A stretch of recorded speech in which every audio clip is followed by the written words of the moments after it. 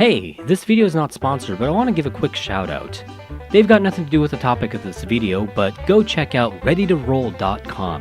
I'm not affiliated with them in any way, but if you're into tabletop, Dungeons & Dragons, roleplay games, and what have ya, they're worth a look. Currently on their Twitter, they're running a giveaway of some epic dice to try to raise their YouTube, Twitter, and Facebook presence. That ends June 30th, 2017. Give them a look, subscribe, and tell them Sensei Pong sent ya. It's good marketing for me and helps the channel out indirectly. Links are available in the description below. Anyways, again, like last year, nobody's really doing good coverage for the 3DS. It's Switch this, PS4 that. How many letters can we tack at the end of a flop on the box of a XX? The most powerful console in the world! The most powerful console in the world! The most powerful console in the world! The most powerful console in the... Just stop, the joke's overstayed its welcome. So what's really at E3, I don't have the time or the money to drop by any means for any of that nonsense. If I wanted to go to a convention, I'd probably go to PAX, too many games, Retro Expo, cause ain't nobody got time for that. First up, let's get the big dogs that you probably heard about out of the way. Story. I think I'm gonna stick to my guns from last year. South of the Kalos region. Game theory. Next big game is You know I love me some Metroidvania styled stuff, but unfortunately, Book Club. I'm not sure. We shall see. Shameless plug. I'm excited. Hey, Pikmin. I'm not sure. It looks. Oh no, it's a few years or more. Look, all. Number 4. I didn't realize I was numbering these. Either way, with the big ones, the visual novel machine. Sure, I like a visual novel or two from time to time. This is the way the world ends. Not with a bang, but a whimper. T.S. Eliot. Yup, that's the Vita alright. With that, Ever Oasis is set to release this Friday, June 23rd, 2017. Mooka's pretty excited for this one herself, and from everything I've heard and seen from it, it looks awesome. It's really too bad it's being overshadowed by so many other Switch games at the moment. Here, you survive in an RPG world desert, maintaining your business and growing an oasis. It seems part sim, part JRPG, perhaps like SATIRE or Weapon Shop Duel Mas, with added depth. If that's the case and you like RPGs, it's worth a look once it comes out. Ever Oasis will be retailed at $39.99 in the States. Next up is RPG Maker Fest and RPG Maker Player, set to release June 27th, 2017. From the popular RPG Maker series, primarily out on Steam, personally, despite the flack many RPG Maker games that are out on retail for Steam, it's nice to see the series finally reach a 3DS. The Maker itself will be priced at $39.99, while the straight-up player will be free on the eShop. This means if you don't feel like you have the patience to make yourself a JRPG, you can reap the rewards and play any games that other players have created and share themselves. Similar to Mario Maker, but bigger and free. Now, I may not buy RPG Maker when it first comes out, but I will definitely grab the player as soon as it drops into the eShop. Make me a game, everybody. That's your homework. I'm the sensei, listen to me. Yet again, another RPG, Radiant Historia Perfect Chronology, is set to release in early 2018, a continuation of the Radiant Historia series. Expect this title to be a top-tier JRPG for the entirety of the 3DS library from here on out. I've got high hopes for this one. It's by Atlus.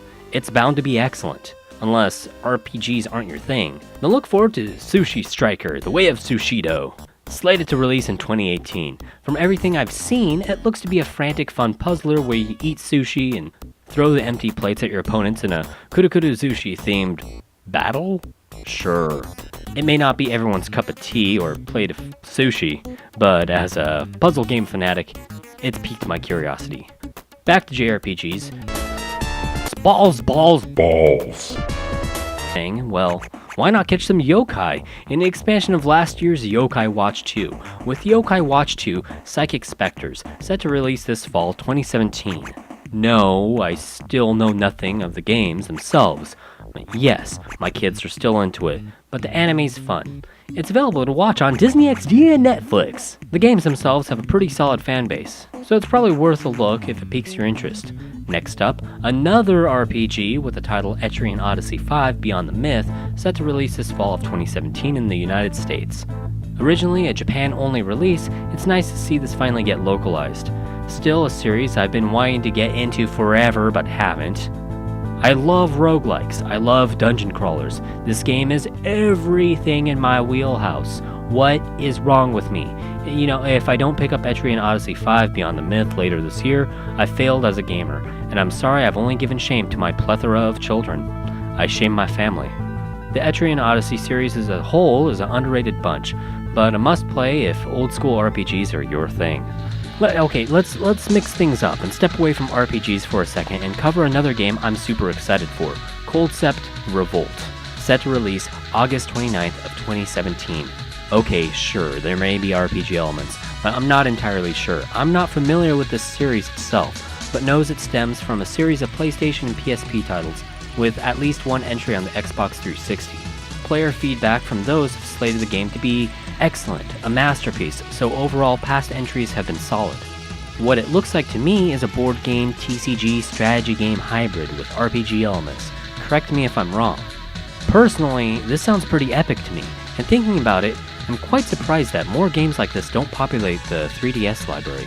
Either way, it's got a luchador and a bootleg Clint Eastwood, so I'm sold automatically. With more RPGs coming, we've got River City Knights of Justice. Not entirely sure what to make of it, but it does look like a pretty fun and lighthearted ARPG. It's currently only $14.99 on the eShop. With a price like that for a new title, it's definitely worth looking into. But if you want a more traditional River City experience, the American localization of River City Rival Showdown is set to release this fall of 2017. River City Rival Showdown also looks pretty good and overall has received positive reviews in Japan. So if you like beat 'em ups, stay tuned for it. And finally, since I am an old school RPG fan as it is, Elminage Original has been announced for the 3DS. Currently, there's no release date set, but I'd expect either by the end of this year or sometime next year, 2018. Now, again, I'm not familiar with this series, but many of the complaints from the past games in this series is that it's probably too old school for most people. But if you like that style of dungeon crawler, is the absolute perfect game. So I'm on the fence with recommending it to the bulk of you guys. But because that is kind of my wheelhouse, similar to Etrian Odyssey, is worth some thought. Anywho, that's about it for all the notable titles. If you'd like to see the trailers to these games, links are available in the description below. Hopefully this list gives you some better ideas of what's coming out for the 3DS this year and what to look forward to in the future, as at this point I feel like I may be the only source to give deeper focus to the 3DS. Of course, I understand the excitement for all the Switch, PS4, and Xbox One X, but I hear y'all. I'm still a 3DS player and a big handheld geek, and even though I've got a Switch, I'm not completely comfortable with taking it around town or work with me. The entire DS line has been around for 11 years. That's 11 years of game library. At the moment, it's still the best mainline handheld on the market. But that aside, those are my picks for the top 3DS games of E3 2017. And until next time, SensiPunk signing out. Blah, blah, blah.